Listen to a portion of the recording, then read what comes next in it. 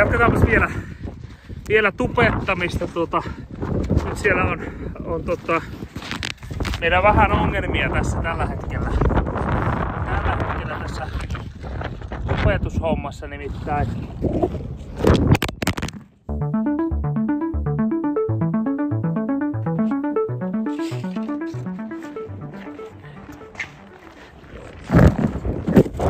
No niin, nyt tänään tupetetaan vähän wingin kanssa, potkurin kanssa. Laitaanko tuosta eteenpäin? Sanottiin, että eteenpäin se on mummo lumessa, mutta nyt ei ole mummoja eikä lunta, vaan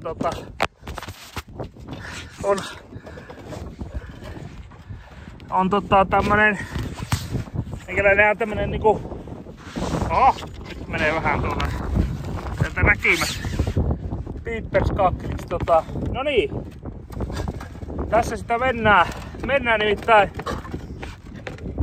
potkurivingeilyn pioneerina. Voin teille kertoa, että tällainen niinku vähän pumpataan näin vauhtia. Tää potkurihan menee ihan miten sattuu tällä hetkellä, mutta pumpataan pikkusen vauhtia ja näin ja nyt ollaan hyvässä menossa.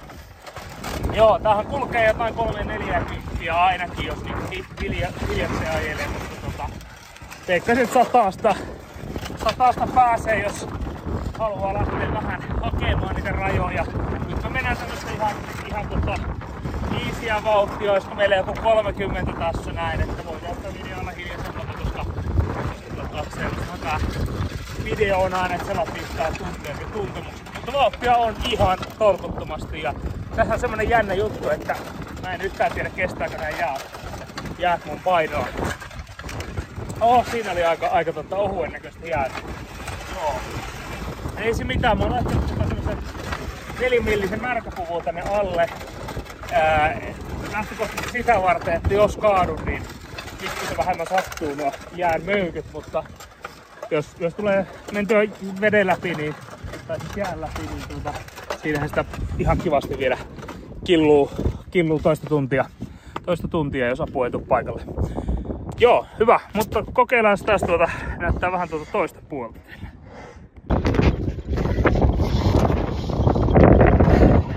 Extreme on extremea. Ei tästä muuta voi sanoa kuin että extreme. Aha. Joo. Nyt tässä mennään nimittäin tuulen voimalla ja pitkin jäätä. Tää on aivan holtitonta hommaa, nimittäin tuuli pyörii vähän tässä ja sillä lailla. Joo.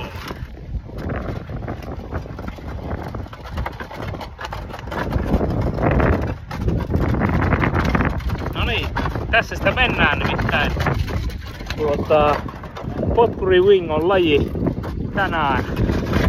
Istuskelua käytännössä. Istuskellaan ja katsellaan vähän maisemia ja tupetetaan, jos tupetus tuntuu oikealta hommalta. Tää potkurivingi, tämähän on niinku suomalainen laji, kehitetty Suomessa ja harrastajamäärä on kovassa nousussa tällä hetkellä, että aikaisemminhan tällä ei ole ollut ollenkaan harrastajia. On voisi sanoa, että ääretön määrä nousua, kun ensimmäinen harrastaja on aloittanut tässä lajin parissa ja tosiaan tähän ei ole parhaimmillaan todennäköisesti tämmöisellä ihan jäällä.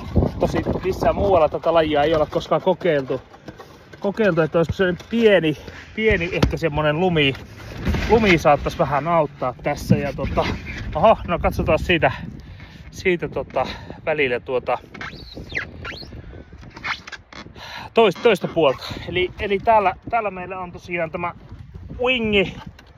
Tämän wingin kanssa me täällä potkuroidaan menemään. Mä voin tästä vähän esitelläkin oikeastaan näitä juttuja.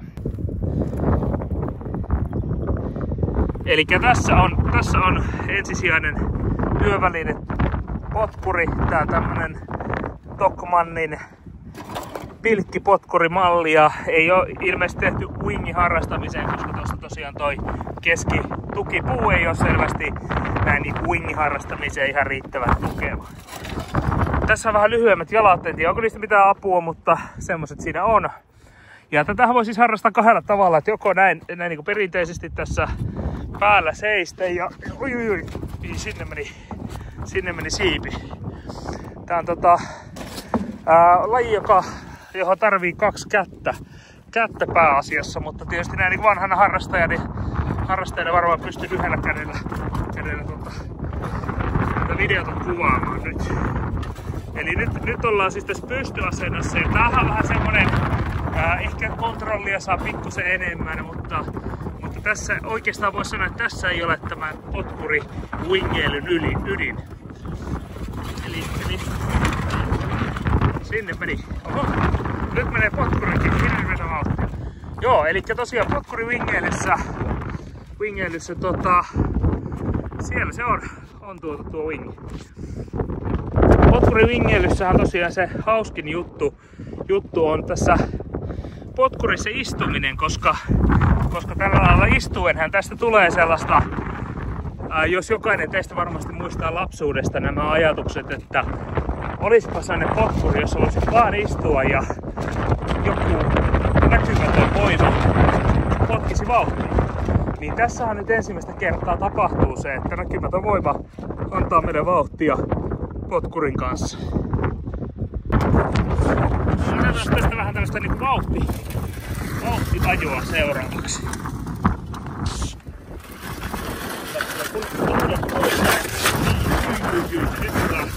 Nyt lähti.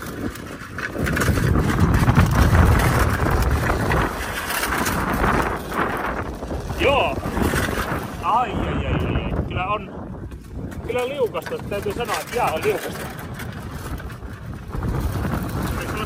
Nyt on siinä uhuen näköistä ja rutisee vaan, mutta eipä hajoa kyllä.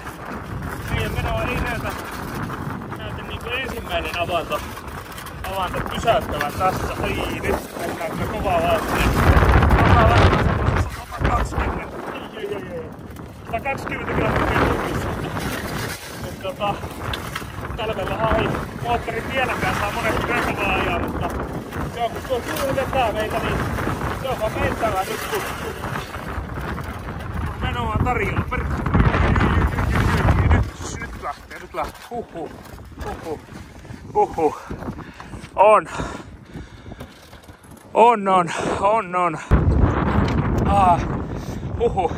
Mukavintahan tässä on se, että tämähän ei ole mitään urheilua, vaan tämähän on tämmöistä istuskelua, että mä istun tässä potkurissa. Näin, sitä ollaan potkurissa ja täällä sitä voi oleskella ja tuuli vie meitä pitkin järveä. Laitetaan taas pohjataan tuosta käsiin ja puhelintupetus, niin on se vähän vaikeeta tässä, joku selfien tikku olla tässä apuna, mutta ai, nyt mennään hyvä vauhtia, joo. Mutta ei niin kova vauhtia, että pysty teille tarinaa kertomaan. Eli tosiaan ollaan täällä Rautalammin Syväjärvellä. Vähän aika syvää tässä, varmaan 20 metriä tälläkin hetkellä vettä alla, että jos jää hajoaa, niin siitä on sitten pintaan pitää yksi jos toinenkin tovi sukellella.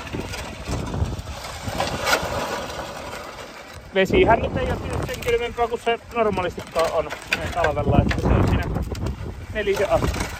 Pinnessä varmaan lähempänä nollaa, mutta ei se sen kylmempää oo kyllä, että siinä on nyt railu. Joo, tämmöstä tää on, nyt ollaan railun päällä tässä ja katsotaan minä meidän varmaan uimassa tässä seuraavaksi. Mutta tällainen laji, että jos kiinnostaa, niin ei muuta kuin potkuria alle ja siipeä käteen. Me jatketaan.